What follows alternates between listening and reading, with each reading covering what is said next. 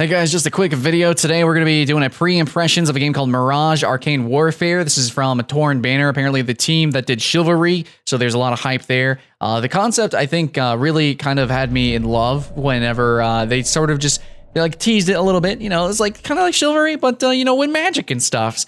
And they started showing off more gameplay of it. They started talking about it more. I started doing a little bit more research, and it seems that the game is going to be more focused kind of like 6v6, kind of basically, I want to say like Overwatch, actually. It's more like an Overwatch type of game, almost like a hero shooter, except it's not a shooter, it's a fighter. It's a hero fighter, I guess. There's actually a couple of games that have been coming out recently that are kind of similar in that vein, this sort of like MMO battleground sort of, you know, aesthetic. And a lot of those games have fallen completely under the radar. I've talked about it countless times, and I really enjoy those kind of games. I'm looking forward to similar games, kind of, like For Honor. For Honor was fun, liking that a lot. And I overall do like 3D fighters, I guess you could say, but they're like team-based fighters, so it's like hero fighters, and, you know, different characters and different movesets, stuff like that. That's really entertaining to me, but this game actually has like payload. I think it's probably gonna have capture points, and who knows, maybe it's gonna have CTF. I think it's gonna be really similar to kind of like Overwatch in a lot of ways, and this gameplay that you're watching is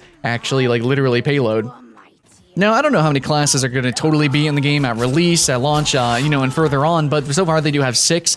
We have the Entropist, the Vigilist, the Alchemancer, Vipress, we have the Torrent, and we have the Tinker. And all of those will probably play kind of different, but for the most part, they are going to have a melee weapon, and a lot of their spells are going to be best used generally in a melee-ish range or close-ish range. Maybe it would be pretty cool to throw into the thick of things, maybe a ranged class. This would be pretty interesting. For Honor probably can't get away with that, so it would be pretty cool to see in this game maybe a class that's filled with melee characters or melee-ish characters, a class that is completely ranged, and maybe some that are more ranged than others. I don't know, maybe some classes are just completely ranged. We'll have to see how this game turns out. But you know, this game actually reminds me a ton of a game called, it's Might and Magic, Dark Messiah. Dark Messiah actually had a free multiplayer online demo on Xbox 360, which is how I was introduced to it. And it was essentially, it was kind of like this game. It wasn't like characters. You kind of had like builds that you could sort of use. But yeah, it was a first-person melee game that had magic and stuff. You could use bows and things. It was pretty neat, dude. It was pretty cool. Went under the radar, much like basically the whole genre has for the longest time. And actually, the single player is still decently good. It's definitely like the best B game ever. I even did a full Let's Play. But this game is, I think, probably going to get a little bit more success compared to its predecessors because it is coming from the team that did Chivalry. Chivalry was a pretty decent game. It still is pretty decent. It had a really high skill ceiling and all that good stuff. But from what I've seen from the gameplay so far, it seems like this game is really slow. Now, in my opinion, I actually thought Chivalry was pretty slow. I wanted to go into Chivalry basically like, yo, I want Quake with swords. But I didn't quite get that. I kind of, yeah, I don't know. It was more like Battlefield-ish, sort of. I mean, there was lots of people playing. It was hectic. It was fun, yeah, but it just wasn't as, you know, mobile as I would want it. Now in this game, it looks like there are going to be mobility abilities in the game. There's like teleports and stuff like that, but you don't go very far. The cooldowns are really long, and overall the animations are very simple and kind of drawn out in ways at the same time. Like everything just feels really slow. From the way you move to all of your abilities, nothing is really like hyper impactful. Like you're not going to have apparently no Genjis in this game, even though there is a class that kind of seems Genji-ish. Yeah, so yeah, overall, it just seems very slow. It seems even slower than Chivalry, which I kind of wanted a faster-paced game. And, you know, it's pretty weird when everybody complains about the weightiness of For Honor. But actually, from my experience playing For Honor, this game, from what I'm watching, seems significantly slower. Like, if I had to guess, I'm assuming that Chivalry was made for PC players, and that's why I had all the mechanics and everything tied to the mouse, and that was a high skill cap game. It really was. Glitchy, yes, but it was a high skill cap game that had unique features to PC. But this game seems kind of simplified, and not in a cool Overwatch way with an expansive roster and all those kits have like very explosive abilities. No, it's more like everything's really simple because it's kind of meant to be played with a controller very specifically. And I don't really like that. In fact, you don't need that. You could have some really crazy abilities and play with a controller too. But like going from Chivalry to this game, I think is going to jar a lot of people. In fact, the video that you're seeing in the background is of the PAX gameplay PAX East 2016. And this trailer actually has half dislikes. Half of the likes are, well, dislikes.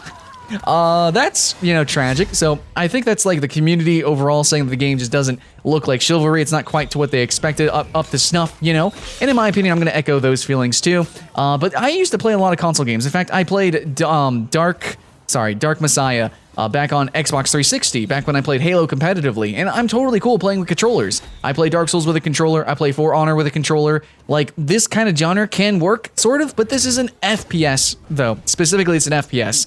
And a lot of the abilities, I guess the game overall, even if you're going to play with controller, I would really like it to be faster. Like, just add in some aim assist, okay? Add in aim assist, and double the speed on everything, on every animation, on every spell, on movement especially, double the distance on every leap, and just like really basically just double everything. Paragon recently did a thing with its Monolith update where they essentially revamped like the whole speed of the entire game. Abilities, the cooldowns, movement speed, all that. They completely changed the map. They started reworking the game essentially, and I think that this game needs that before it launches. Now, since they already did like a video at PAX and everything, it's not unheard of for games to change direction. Like I said, Paragon literally did that, and it's pretty far in development, so it is possible to change, but I don't think it's going to be good enough, because even in the example of using Paragon, it wasn't a big enough change to get everybody hyped up about it. It's still not gigantic speed, and it's still not Smite speed, which is its main competitor